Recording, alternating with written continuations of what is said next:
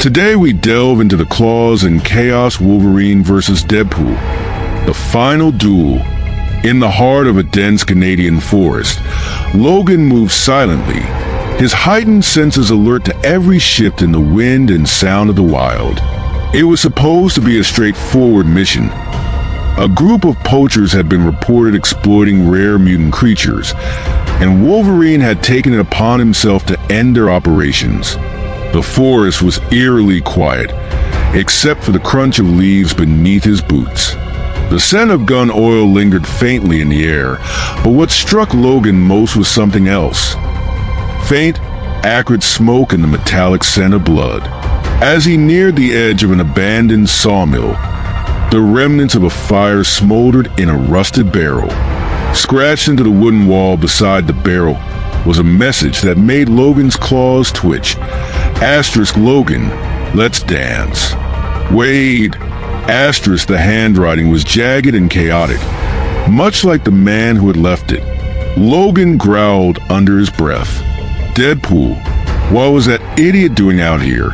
Deadpool had always been a thorn in his side, a chaotic, loud, and frankly irritating mercenary whose antics often masked a cunning mind.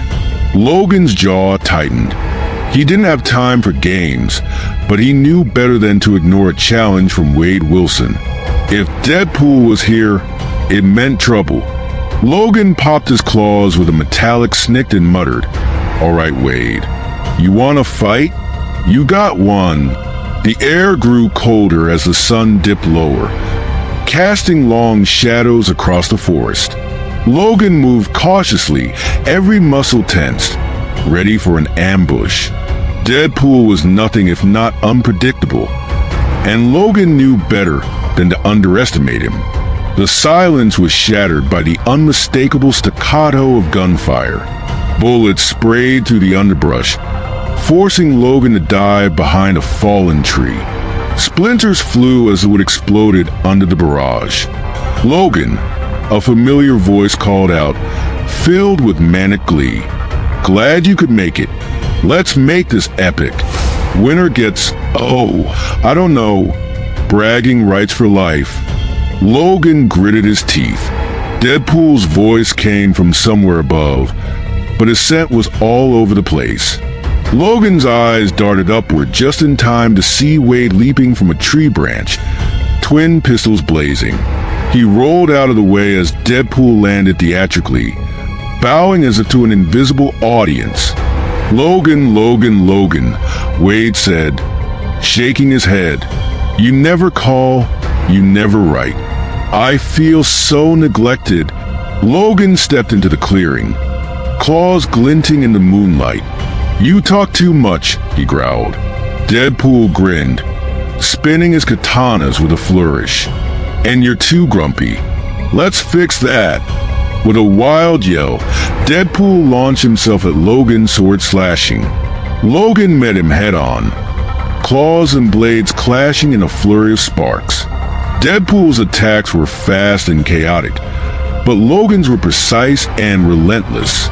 With a quick swipe, Logan sliced through one of Deadpool's katanas, sending the broken blade spinning into the dirt. "Oh no, my favorite sword," Wade lamented, clutching his chest dramatically. "You'll pay for that, Logan." He drew a grenade from his belt and tossed it at Logan. "Catch." Logan batted the grenade back midair, and the explosion rocked the clearing. Both fighters were thrown backward, dirt and debris raining down. Logan recovered first, his claws digging into the ground as he lunged at Wade. He tackled Deadpool, pinning him to the ground. Deadpool wriggled beneath him, pulling a hidden knife and jabbing it into Logan's side. Logan roared in pain but didn't release his grip. He headbutted Deadpool, momentarily stunning him, and drove his claws through Wade's shoulder, pinning him in place. Blood spurted from the wound, but Deadpool only laughed. "Didn't anyone tell you, Logan? I'm unkillable." He used his free arm to detonate a flashbang, the blinding light forcing Logan to retreat. Laughing maniacally, Deadpool fled deeper into the forest, Catch me if you can, Wolvie. Logan growled, his senses locking onto Deadpool's erratic movements. The chase began, Logan moving with feral grace as he pursued Wade through the dense trees. Deadpool's chatter echoed through the forest, giving away his location. This is fun. We should do this more often. Logan's patience wore thin. Using the terrain to his advantage, he scaled a tree and leapt down, dragging Deadpool into a muddy ravine. The two tumbled into a river, trading blows as they were swept downstream. Logan's claws tore into Deadpool's costume, leaving long gashes in his flesh. But Wade's healing factor ensured he kept coming back for more. The river spat them out into a rocky gorge, where Deadpool, drenched but unfazed, drew a rocket launcher from seemingly nowhere. "Say hello to my little friend," he shouted, firing at Logan. The explosion was deafening, sending shockwaves through the gorge. Logan charged through the smoke, his healing factor working overtime to repair the damage. He tackled Deadpool, disarming him with a swift kick. The rocket launcher skidded across the rocks, and Wade scrambled to retrieve it, but Logan was faster.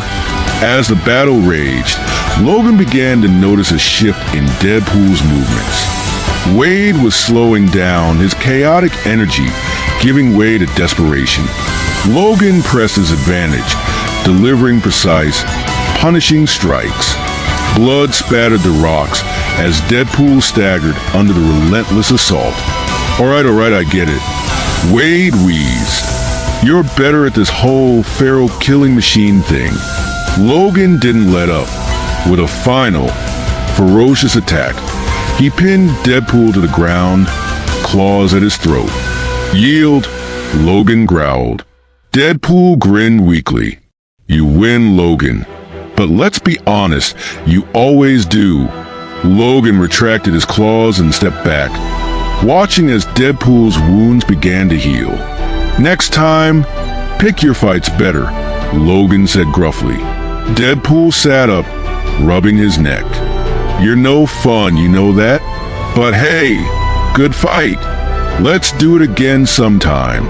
Logan turned and walked away, his silhouette disappearing into the forest. Behind him, Deadpool limped off in the opposite direction, muttering something about tacos. The forest grew quiet once more, the echoes of their battle fading into the night.